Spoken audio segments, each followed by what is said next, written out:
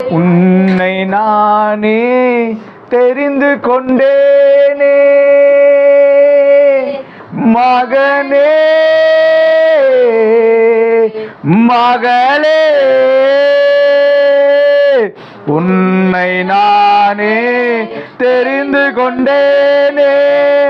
உன் பெயர் சொல்லி நான் அழைத்தேனே, உன் பெயர் சொல்லி நான் அழைத்தேனே. ஒருபோது நான் கைவிட மாட்டேன், கைவிட மாட்டேன். ஒருபோது நான் கைவிட மாட்டேன், கைவிட மாட்டேன். வழியோ சத்தியமோ ஜீவ